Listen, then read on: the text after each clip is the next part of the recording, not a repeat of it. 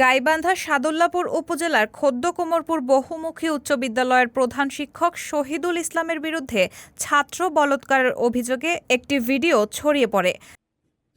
তার এই কুকর্মের বিরুদ্ধে ছাত্রছাত্রী ও বৈষম্য বিরোধী ছাত্র আন্দোলন সমন্বয়ক সহ শিক্ষকের পদত্যাগের দাবিতে 18 আগস্ট এক দফা দাবিতে বিদ্যালয়ের মাঠে উপস্থিত হন। সেখানে শহীদুল ইসলামের পক্ষে সাবেক শিক্ষার্থীদের দেখা যায়। পদত্যাগের দাবিতে সাধারণ শিক্ষার্থীরা কথা বলতে আসলে অপর পক্ষ থেকে তাদের উপর বিতর্কিতভাবে হামলা করে। এই আন্দোলনে বাকি শিক্ষকেরা সহমত জানিয়ে প্রধান শিক্ষকের পদত্যাগের দাবিতে অংশ নেয়।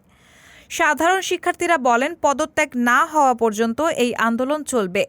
পরবর্তীতে মেইন রোড হয়ে বিক্ষোভ মিছিল সাদুল্লাপুর থানার সামনে অবস্থান করেন।